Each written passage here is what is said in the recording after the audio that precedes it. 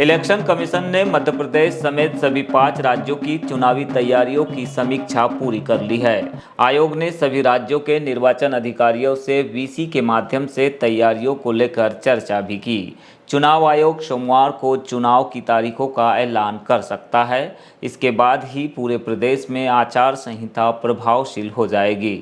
जानकारी के अनुसार मध्य प्रदेश में नवंबर के तीसरे या फिर चौथे सप्ताह में मतदान हो सकता है। प्रदेश में चुनाव तारीखों की घोषणा के बाद सार्वजनिक लोकार्पण एवं शिलान्यास जैसे कार्यों पर प्रतिबंध लग जाएगा। किसी भी नए काम या योजना को स्वीकृति नहीं दी जा सकेगी। सरकार अपनी उपलब्धि के होर्डिंग्स भी नहीं लगा सकेगी। बता दें कि प्रदेश सरकार का कार्यकाल 6 जनवरी को खत्म हो रहा है। 2018 के चुनाव में 6 अक्टूबर को चुनाव की तारीखों का ऐलान हुआ था। वहीं 28 नवंबर को एक चरण में ही चुनाव संपन्न हुए थे, जबकि 2013 में 4 अक्टूबर को चुनाव की तारीखों का ऐलान हुआ था।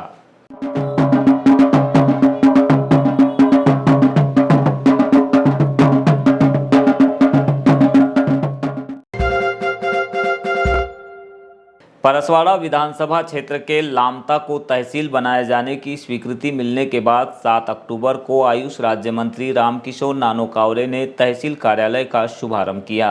इसके पूर्व लामता पहुंचने पर भाजपा कार्यकर्ताओं ने मंत्री रामकिशोर नानोकावरे का गर्मजोशी से स्वागत करते हुए उन्हें धन्यवाद ज्ञापित किया।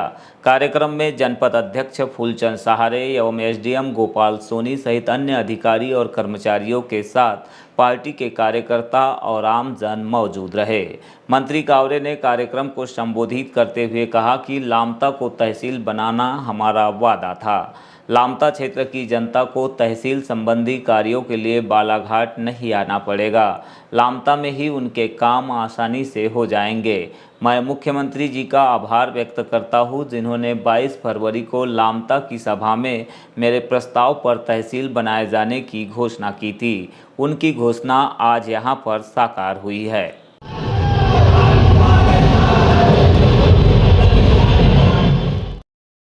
बोलिए भारत माता की।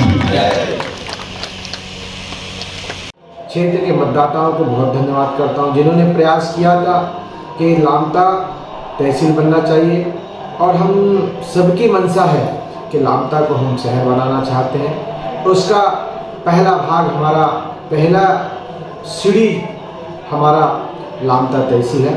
हम लामता को एक भव्य शहर बनाने के अग्रसर हो रहे हैं। मैं एक बार पुनः सभी लामता परिक्षेत्र के सभी लामता तहसील के मतदाता भाई और बहनों को बहुत बहुत बधाई, बहुत बहुत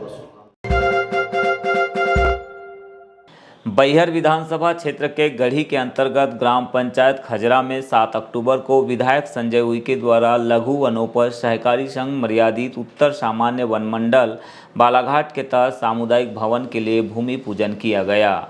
इसके बाद विधायक संजय उइके ने परसा मऊ में सभा मंच का भूमि पूजन किया और ग्रामीण जनों की समस्याएं सुनी। विधायक ने ग्रामीणों को आश्वस्त करते हुए कहा कि मैं क्षेत्र के विकास को लेकर पूरी तरह से गंभीर हूं और यह कार्य निरंतर जारी रहेगा।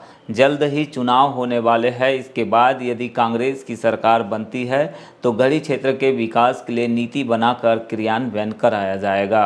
विधायक संजय उइके ने यहां पर गोंडवाना गणतंत्र पार्टी को छोड़कर कांग्रेस की रीति नीति से प्रभावित होने वाले 100 से अधिक कार्यकर्ताओं को कांग्रेस की सदस्यता दिलाई। इस मौके पर कार्यक्रम में बैहर जनपद अध्यक्ष भगवती सैयाम, उपाध्यक्ष रंजीत सिंह बैस, जिला महामंत्री तरुण सोनवानी, विमल पाटिल, ध्रुव किशोर मरावी, कृष्णा ताराम, रमेश टेकाम, मणिदास धारबया, बुधराम लेखश्री, विजय धुर्वे, जौन सिंह मरावी, तुलसीराम मरकाम, प्रमोद ताराम, डीएस मरावी, अशोक धुर्वे, योगेश धुर्वे, राजकुमार ताराम, संजय टेकाम, पुष्पराज सिंह आरमो, नरसिंह मरकाम सहित वरिष्ठ नागरिक और कार्यकर्ताओं के साथ आमजन उपस्थित रहे। बालाघाट विधानसभा चुनाव से बहुत पहले स्वतंत्र उम्मीदवार के तौर पर चुनाव लड़ने का ऐलान कर चुके विशाल बिसेन ने शनिवार को किसान मजदूर महासम्मेलन के माध्यम से चुनावी आगाज कर दिया है। उन्होंने अपने गृहग्राम गर्रा लेंडेझरी में पूजा अर्चना के बाद सैकड़ा भर वाहनों के जरिए रैली निकाली, जो लालबर्रा के मंडी प्रांगण में पहुंचकर सभा में तब्दील हुई। इस रैली में विभिन्न गांवों से पहुंचे किसान, मजदूर और महिलाएं बड़ी संख्या में शामिल रही, जिन्होंने किसानों और मजदूरों की 4 प्रमुख मांगों पर हुंकार भरते हुए आने वाले चुनाव में विशाल बिसेन को अपने उम्मीदवार के तौर पर समर्थन देने का संकल्प लिया। कार्यक्रम को युवा नेता विशाल बिसेन, सरपंच संघ के अध्यक्ष एवं गर्रा सरपंच वैभव सिंह बिसेन, किसान नेता मुन्ना चौहान और लोचन सिंह देशमुख सहित अन्य लोगों ने संबोधित किया। मैं समझता हूं कि मेरे जीवन में एक पहला ऐसा सम्मेलन देख रहा हूं जिसमें किसान भी है और मजदूर भी है। वरना क्या हो रहा है? हो ये रहा है कि किसानों को अलग किया जा रहा है, मजदूरों को अलग दिखाया जा रहा है, और उसी में हमारे ये दोनों वर्ग, मजदूर और किसान, दोनों एक दूसरे से दूर होते जा रहे हैं और कमजोर होते जा रहे हैं। हमारे देश की रीढ़ की हड्डी है मजदूर किसान,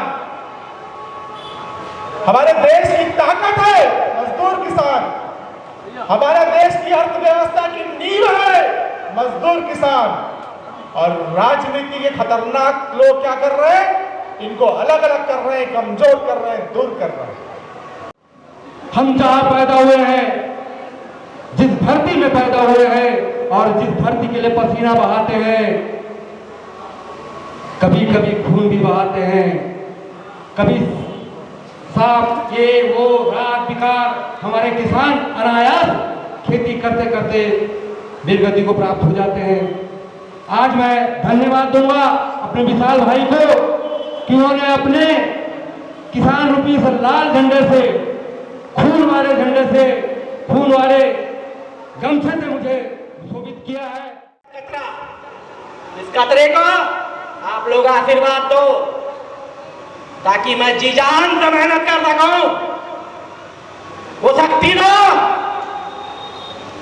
कि इस पुरानी खोड़ वाली जड़ को उखाड़ के फेंक सकूं। साथियों, 4 किसान चाहे तो 10 एकड़ में परा बांध देते हैं जी, तो ये इतने तो 4000 है, कहां उखाड़ के फेंकेंगे तो जड़ी को पता भी नहीं चलना है। ये हम सबको कतरा समझता है, कतरा।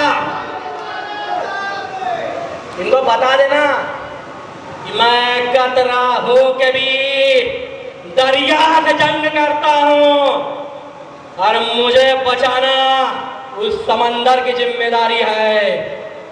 और दुआ करना कि सलामत रहे मेरी हिम्मत, ये चिराग कई आंखें पे भारी है।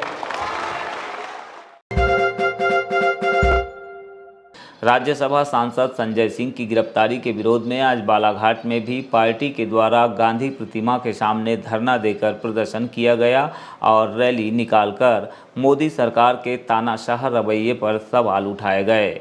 आम आदमी पार्टी के लोकसभा प्रमुख शिव जायसवाल, जिला अध्यक्ष अरविंद चौधरी ने कहा कि संजय सिंह की बुलंद आवाज़ को राज्यसभा में दबाने के लिए मोदी सरकार ने यह झूठी कार्रवाई की है, क्योंकि जब संजय सिंह बोलते हैं तो मोदी सरकार के चूल्हे हिल जाते हैं।